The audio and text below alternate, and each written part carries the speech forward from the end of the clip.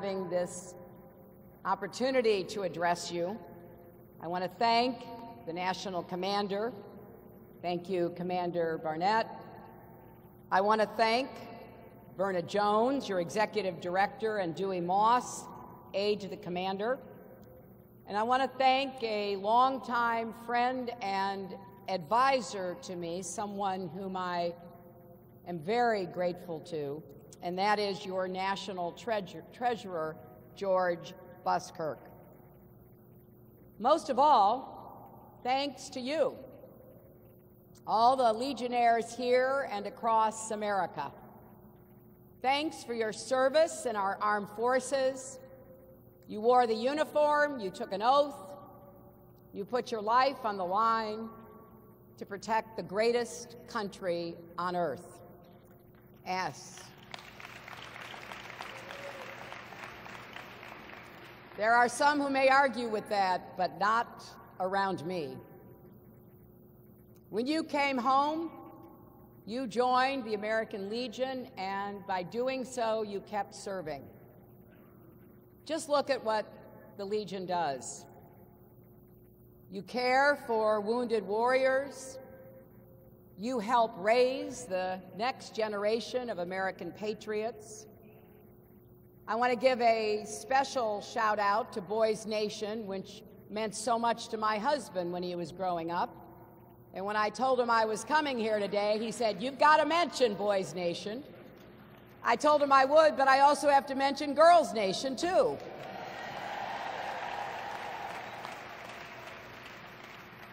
I want to thank your auxiliary, the world's largest women's patriotic service organization.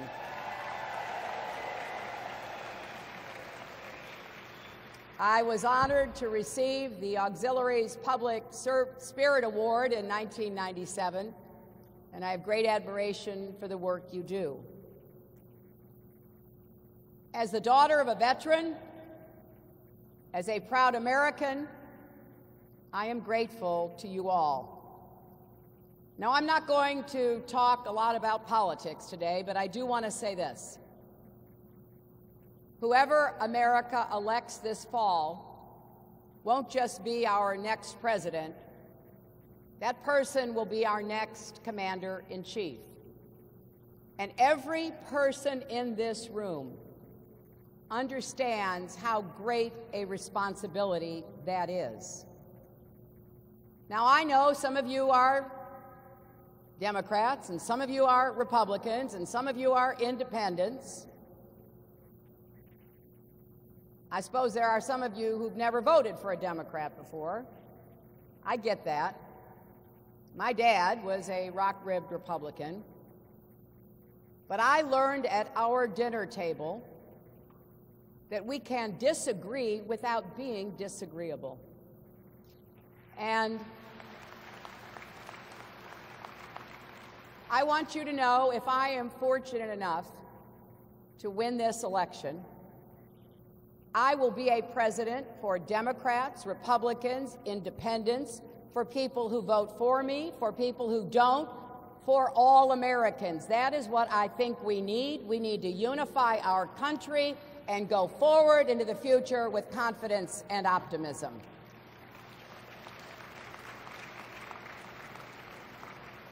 Today, I want you to know a little bit about where I stand and how I see the world and America's place in it.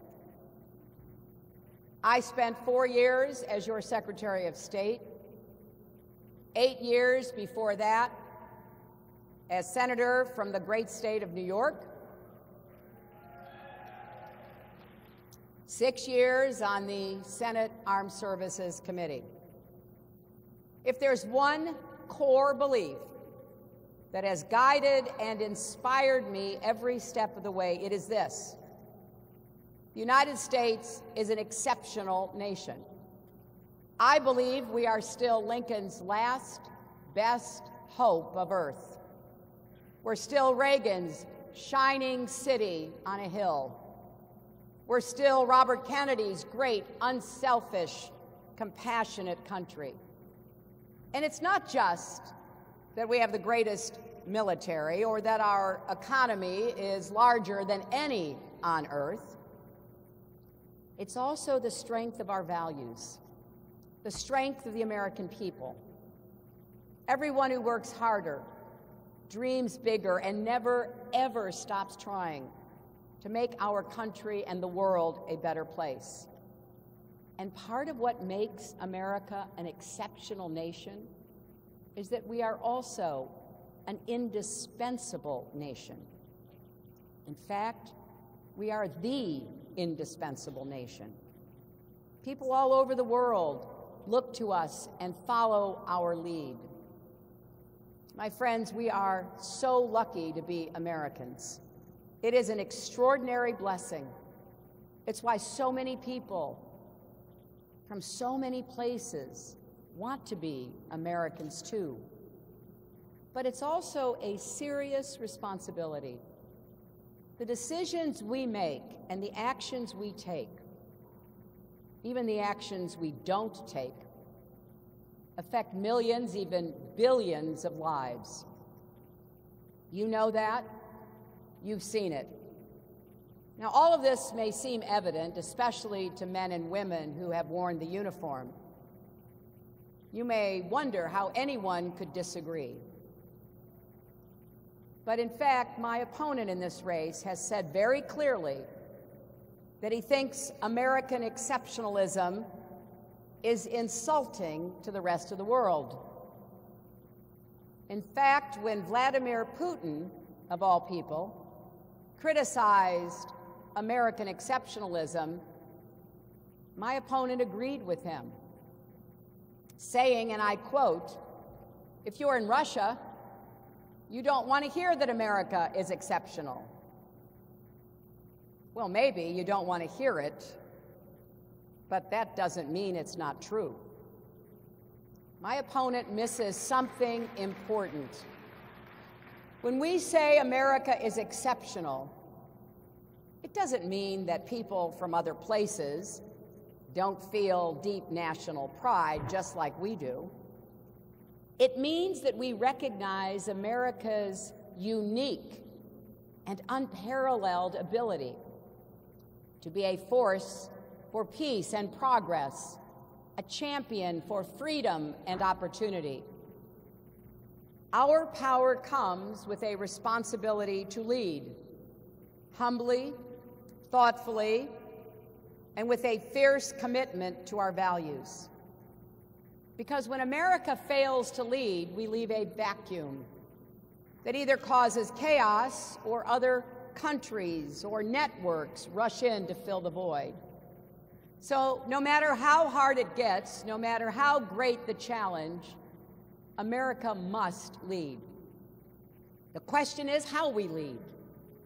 What kind of ideas, strategies, and tactics we bring to our leadership.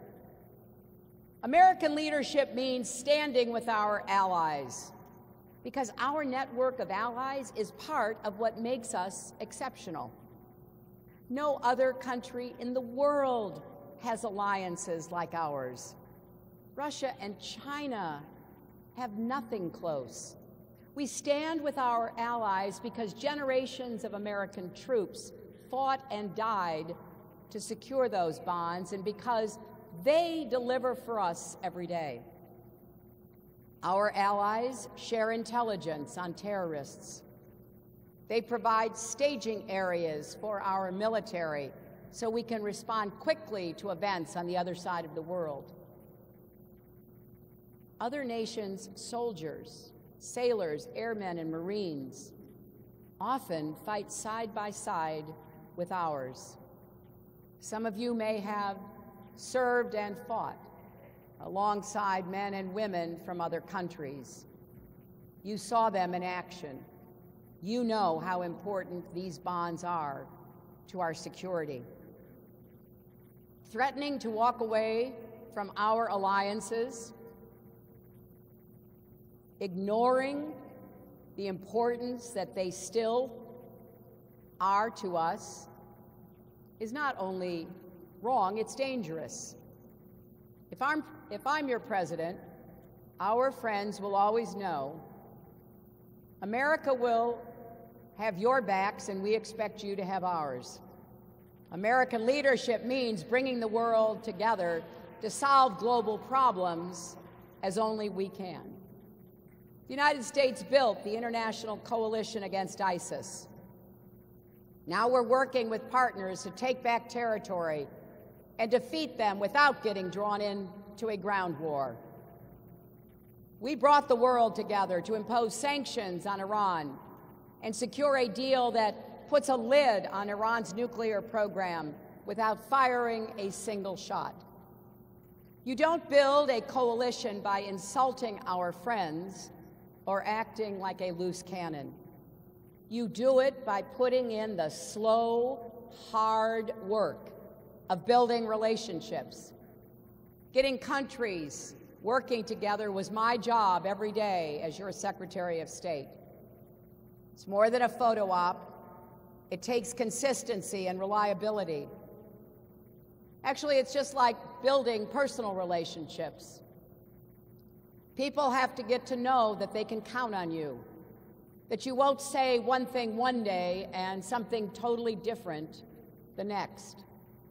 And it certainly takes more than trying to make up for a year of insults and insinuations by dropping in on our neighbors for a few hours and then flying home again. That is not how it works. American leadership means leading with our values, in pursuance of our interests, in protection of our security. At our best, the United States is the global force for freedom, justice, and human dignity. We celebrate our diversity as a source of national strength. Just look at our armed forces, which represents all races, religions, ethnicities, and yes, immigrants from other countries, all fighting for the red, white, and blue. We stand up to regimes that abuse human rights. We stand up for religious and ethnic minorities, for women, for people with disabilities. And we comport ourselves with honor. There's no better proof of that than what our Navy SEALs did during the raid to kill Osama bin Laden.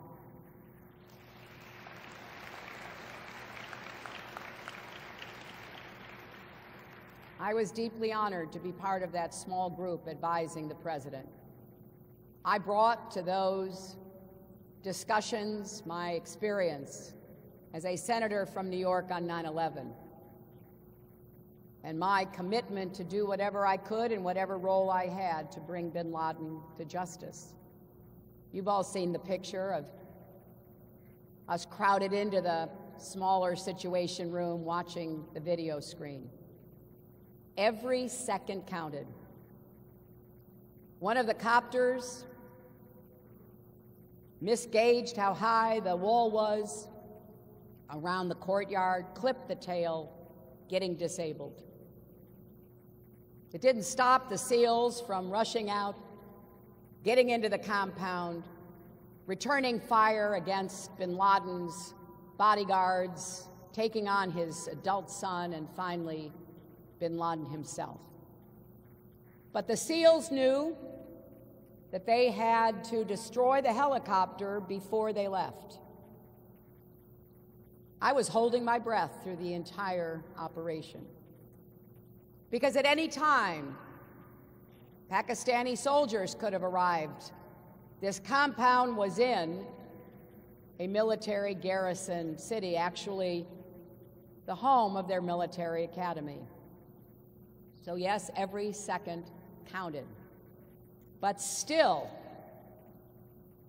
our SEALs took the time to move the women and children, bin Laden's family members, to safety before destroying the helicopter.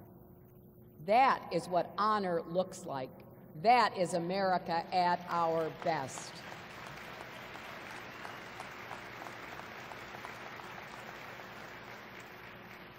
maybe the soldiers of other nations wouldn't have bothered. Or maybe they'd have taken revenge on those family members of terrorists. But that is not who we are. And anyone who doesn't understand that doesn't understand what makes our nation great. And let me say something else about American greatness. There's no question we face real threats and real enemies that we need to confront and defeat. But my opponent is wrong when he says America is no longer great. Consider the record of the past 8 years. In 2009, our global economy was collapsing. Osama bin Laden was plotting. We had more than 180,000 troops fighting 2 wars. Iran was racing toward a nuclear weapon. Many of our allies were less supportive of American leadership than they had been in decades. Look where we are now.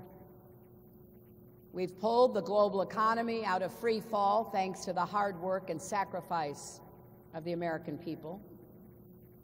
We've redeployed well over 100,000 troops from Iraq and Afghanistan so they can go home, rest, and train for future contingencies. We cut off Iran's path to a nuclear weapon. We convinced Russia to reduce their nuclear weapons arsenal. We protected our ally Israel, and we brought Osama bin Laden to justice. We did that. We Americans did all of that, working together across party lines.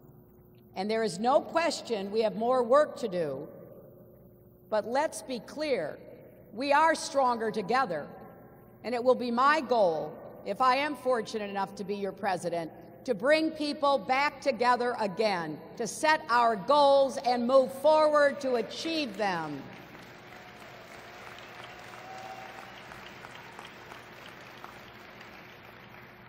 I know we can't cozy up to dictators. We have to stand up to them.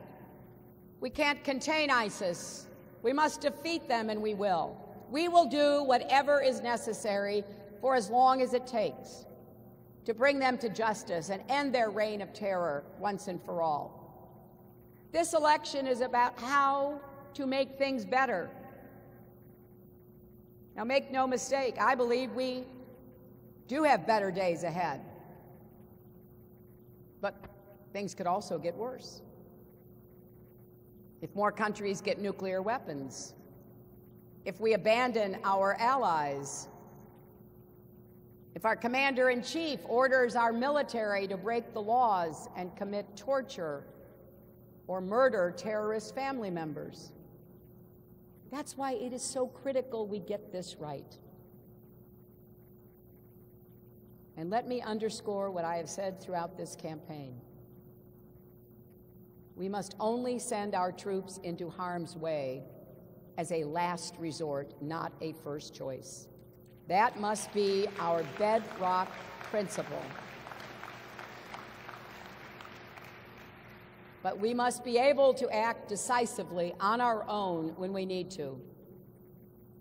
I completely reject anyone, including my opponent, who calls the American military, and I quote, a disaster. That is an insult to the men and women serving today and all who have served before, who put their lives on the line. It's just not true. We do have more work to do to continue to have the strongest, most effective military in the world. I know this is something that matters a great deal to everyone in this room.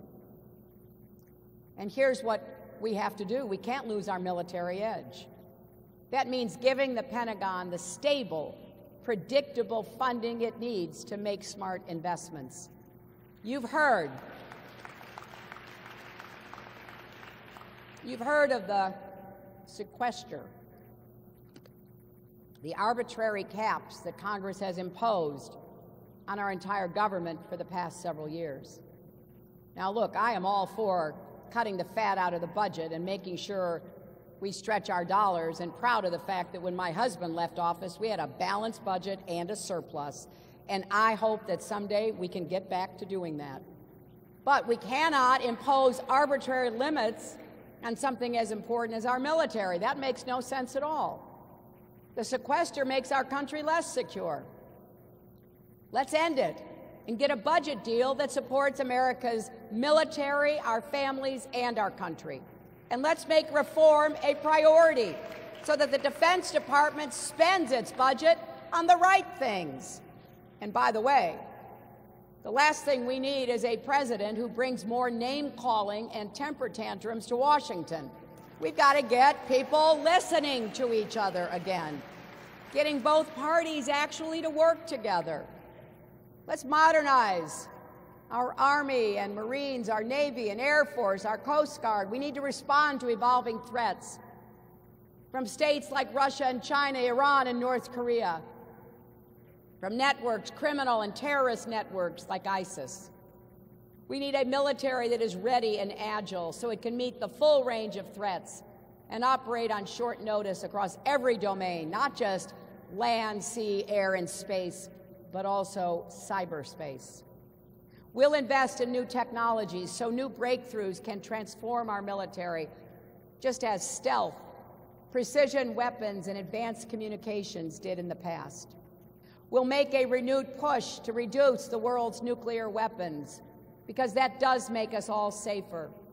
And we'll step up our efforts to secure nuclear material around the world and stop terrorists from acquiring or using weapons of mass destruction. One of the first things I will do as president is to call for a new nuclear posture review. We have to make sure that America's arsenal is prepared to meet future threats. We'll invest in the next frontier of military engagement, protecting U.S. interests in outer space and cyberspace. You've seen reports.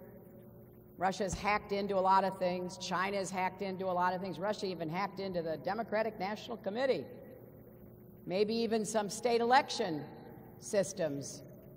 So we've got to step up our game, make sure we are well defended and able to take the fight to those who go after us. As president, I will make it clear that the United States will treat cyber attacks just like any other attack. We will be ready with serious political, economic, and military responses. And we're going to invest in protecting our governmental networks and our national infrastructure. I want us to lead the world in setting the rules of cyberspace. If America doesn't, others will. So in short, we have to be ready to win today's fights and tomorrow's. But you know that the most important thing isn't the size of our military or the sophistication of our weapons. The most important thing is our people, the men and women who put on the uniform and serve. We need to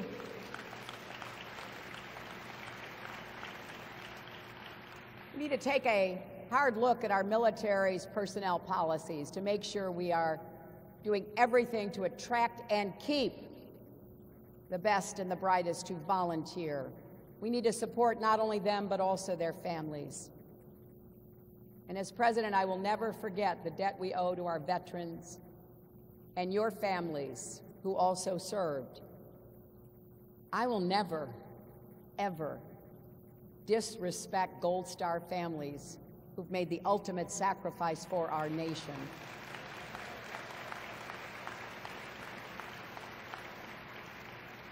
Or prisoners of war who endured so much in our name.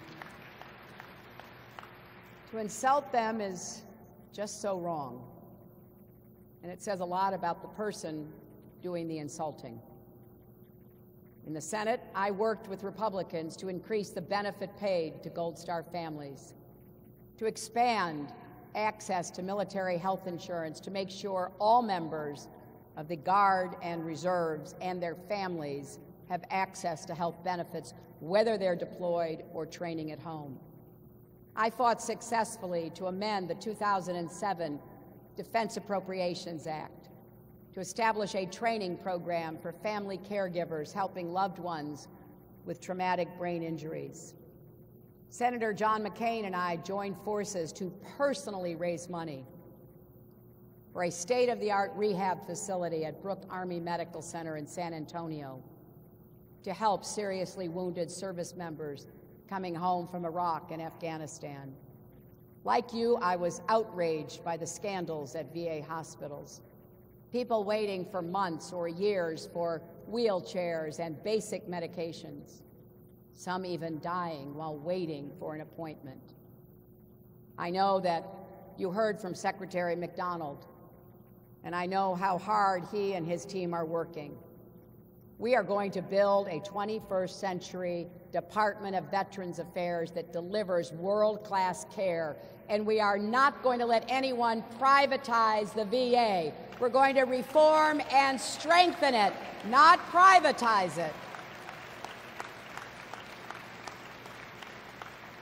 We will ensure access to timely, quality care for all of our veterans, improve care for women who are often underserved, identify and treat all wounds of war, visible and invisible, including Agent Orange and Gulf War syndrome and traumatic brain injury and PTSD. We will end the epidemic of veteran suicides by expanding access to mental health care and fighting the stigma that isolates too many of our veterans from getting the care that they need. I feel passionately about this because I have looked into the eyes of too many family members who have lost their loved one to suicide. That's why just 2 days ago, when I released my plan to improve mental health services for all Americans, I included a specific section about more help for veterans and their families, because we know too many aren't getting the help they need right now. We've got to serve them just as they served us. We are also going to help more veterans looking for jobs with expanded tax credits for businesses that hire veterans, more support to veterans who want to start their own businesses, and making it easier for veterans to get credit for the skills they learned while serving. And we will crack down on for-profit schools and companies that prey on or discriminate against service members, veterans, or military families. They should be ashamed of themselves, and we're going to hold them accountable. We will also work closely with the American Legion to clean up and expedite the appeals process. Benefits should be delivered as quickly as possible, and appeals should be decided as expeditiously as possible. I thank you for the work you are doing on that. Now, a lot of what I have mentioned has support from Democrats and Republicans. Maintaining our military and caring for our veterans should never be a partisan issue. Defending American exceptionalism should always be above politics. But this is not a normal election. The debates are not the normal disagreements between Republicans and Democrats. So I hope you will listen carefully to what my opponent and I propose. Consider our plans and the values behind them. And after you've given us both a fair hearing, I hope you will join the growing number of Americans, Democrats, Republicans, and independents, who are supporting our vision for the kind of future that we want for our country. This election shouldn't be about ideology. It's not just about differences over policy. It truly is about who has the experience and the temperament to serve as President and Commander-in-Chief. Just 3 weeks ago, 50 Republican national security experts who served in prior Republican administrations wrote a letter saying that they will not vote for Donald Trump because he would be, in their words, the most reckless president in American history. By contrast, I am deeply honored to have so many retired military leaders backing me, along with these Republican experts. I'm supported by people on both sides of the aisle and both sides of the debates that have defined our foreign policy for the last 30 years. They know I believe in a bipartisan foreign policy. They know I believe we should be finding ways to bring our country together around national security, our role in the world, our values. They know they can count on me to do that. And what matters to them is that we make the right choice in November. The stakes this fall are as high as any election in our lifetimes. So I'm going to keep raising these issues, keep telling people where I stand, laying out plans for what I do if I'm elected. I have to tell you, it is a little funny to me. I get criticized for having so many plans. People say, oh, there she goes with another plan about mental health, about veterans. Well, I have this old-fashioned idea. If I'm asking for your vote for president, I should tell you what I want to do as your president. So yes, I have laid out plans, and I'm going to work my heart out to implement those plans. And if I win this fall, no one will work harder for our troops, our veterans, and our military families. This is personal to me, starting with my dad. His name was Hugh Rodham. He enlisted in the Navy shortly after Pearl Harbor. He became a chief petty officer at Great Lakes, north of Chicago, responsible for training thousands of young sailors before they shipped out to sea, mostly to the Pacific Theater. After my dad died, I received letters from men who had served under him. I treasure them to this day. My father told me how emotional he got when he accompanied his trainees to the West Coast and saw those young sailors get on board their ships. He knew some of them wouldn't survive, but he believed in their cause, he believed in them, and they went to serve, to protect our country. They knew their country needed them. Over the course of the last years, I've also had the privilege of working with, helping and supporting so many active duty and retired military members and families. First as First Lady, then as Senator, then as Secretary of State. Whenever I would go anywhere representing you and be privileged to meet with the men and women who serve our country, I would sit down if we had a chance and hear what was on their minds, would shake hands and take pictures, sometimes bring messages back to their loved ones. And I too knew that some of those young men and women wouldn't be coming home either.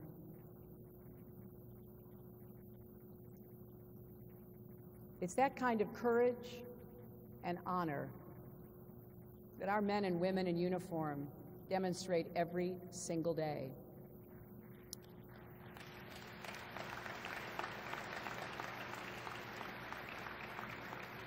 I will never forget that. And I would expect the American Legion to be my partner in the White House, to make sure I never do. You and all our veterans deserve nothing less.